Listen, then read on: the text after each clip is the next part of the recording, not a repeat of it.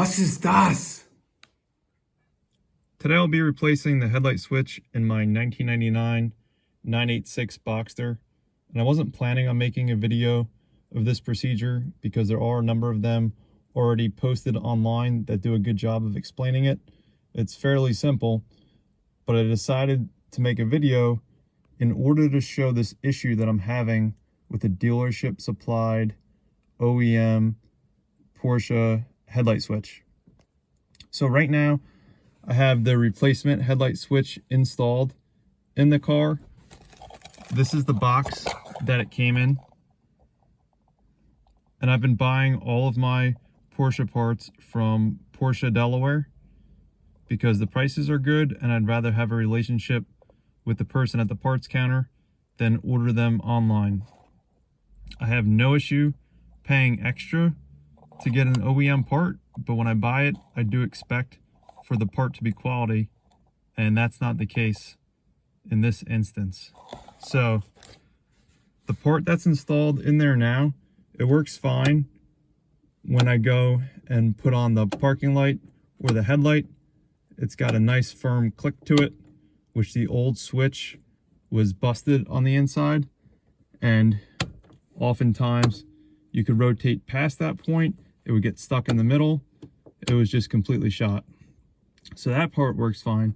The issue is that this comes off entirely when you should be able to pull this out, and that activates the fog lights, and then from there you should still be able to turn it to the parking light or the headlight. But if you pull out on this switch, it comes out entirely.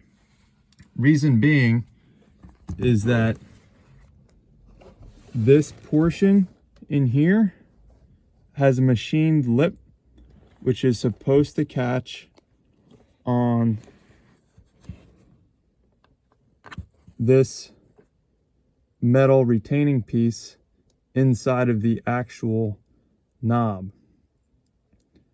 So when you slide that onto this portion here, it should catch and then allow you to pull it out and twist. And what I'm reading online is that it's machined to be a couple threads too short, so that when you tighten this 24mm nut on there, it doesn't stick out far enough to allow for this piece to actually catch on that machined lip. And I did tighten this down a lot harder than I should have. Thankfully I didn't break it, but what I was trying to do was to push that piece out, in effect driving it closer to the knob in order to allow it to catch. But no matter how tight you tighten this, if I tighten it any more, it's gonna snap the entire bezel. It doesn't stick out far enough. This part here is made in China. I don't know why Porsche decided to cheap out and outsource their parts to China. This original part to the car, you'll see, is proudly made in Germany.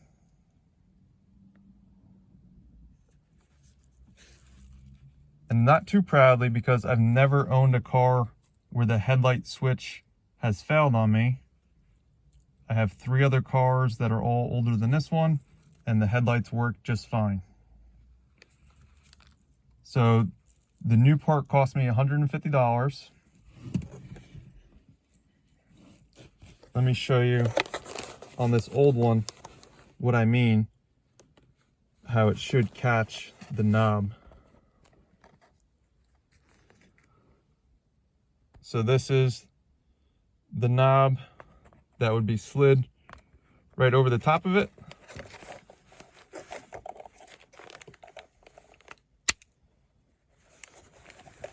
And then when you pull this knob out, see how it stays? So it's retained by catching that notch.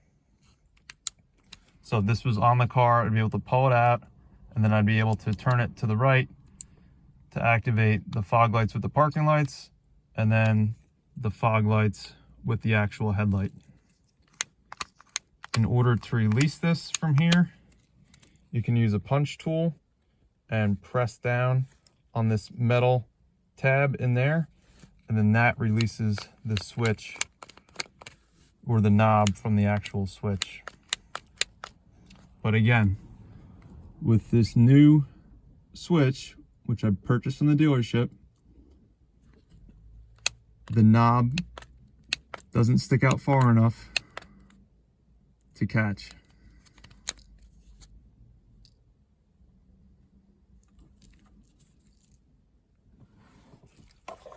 The workshop manuals that I use to work on my car, these are the 3 of them that I own and that I rely on. All 3 are heavily used. They outline this procedure very clearly. I'm a trained mechanic. I've been doing the job for 19 years.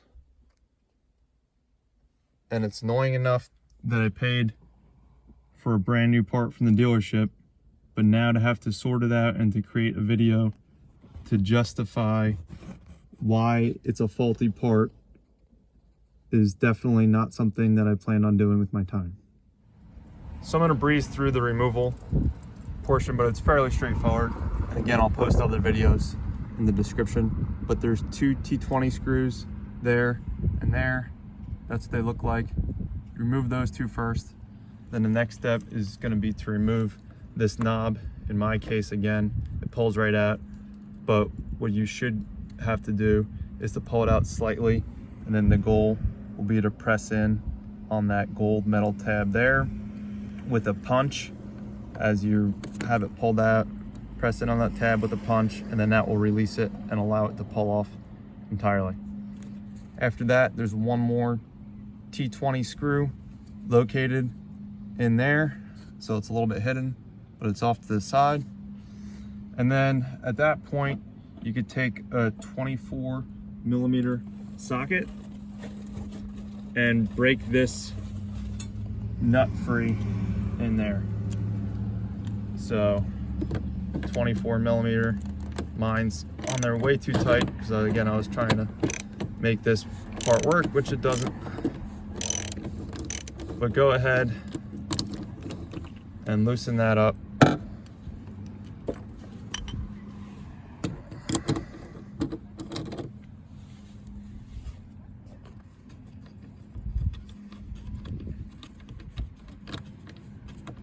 I'm just going to remove it now. So with that nut off there, you can slide this surrounding bezel free. And then in order to remove this vent cover here, it's a good idea to have your trim tools handy. And then go ahead, it's a little bit easier if you use 2, but pretty much you want to pry this thing out. Take your time, don't mark anything up. And it helps to kind of pull from the bottom up.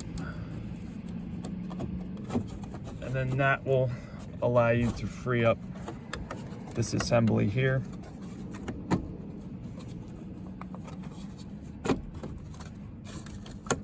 And that's about as far as you need to remove it. So there are electrical connectors on the back side of it, so don't try to force it out. That should be good enough there. At that point, you'll be able to twist, if I could show you here. So this red portion here, this is the actual switch that you'll be looking to replace. If you twist that counterclockwise, that should free it up from inside of the actual vent cover. So if you hold the vent cover with one hand and then put your other hand around the back of that headlight switch and twist it counterclockwise, it should remove. So at that point, you'll be left something like this. You don't have to undo this electrical connector there. The back side of the headlight switch, if you hold that with one hand and then you wiggle the actual headlight switch, it'll come free. All right, so this is the new headlight switch removed, and this is what it looks like on the back. Made in China. All right, so now I'll take a look at both the switches side by side, and I'll show you exactly what the issue is. So again, this is the old switch here. One way you could tell if a switch is old is by shaking it. And you can hear all the plastic inside is broken apart. Sounds like a bunch of sand in there. And then if you do it over a surface, looks like a little salt shaker. So that's all bits of plastic inside that have completely fallen apart. The new one, shake it, there's no sound to it, but where the difference lies is in the dimensions of this metal shaft here. So looking at the new one,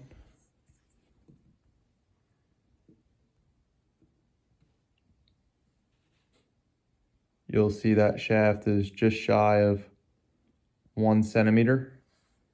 And looking at the old one,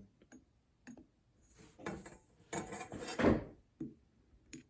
I can show you here,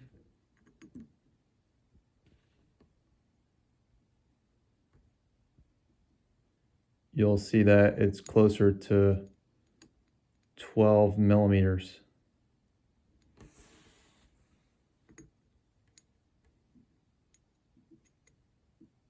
So again, less than 1 centimeter and closer to 12 millimeters total. What that does is with the newer switch, it doesn't allow for that shaft to stick out as far. So looking at it in another way,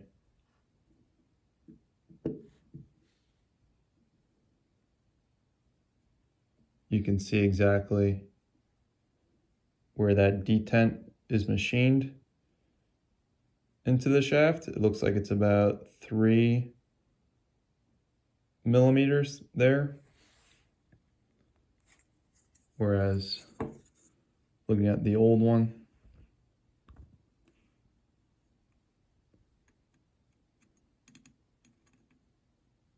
you'll see how that's over 5 millimeters.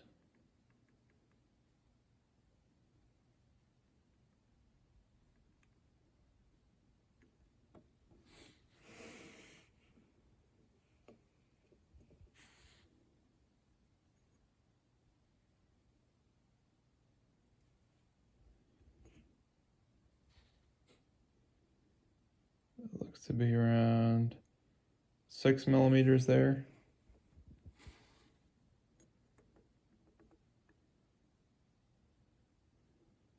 That might be closer to 7. So again, the difference is primarily in the length of that shaft. And the shaft from Germany is longer than the shaft from China.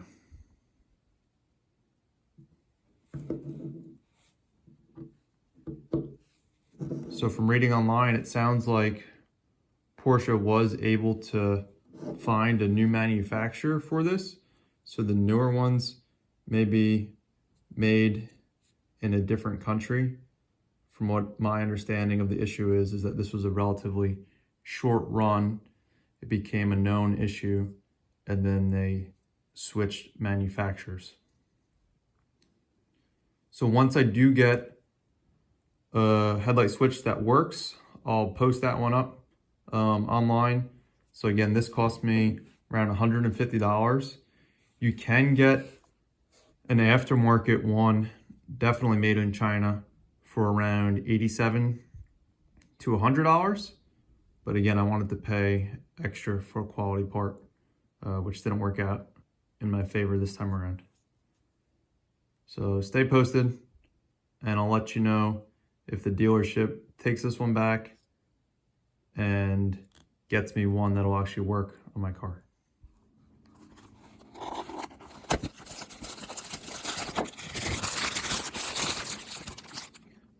Was ist das?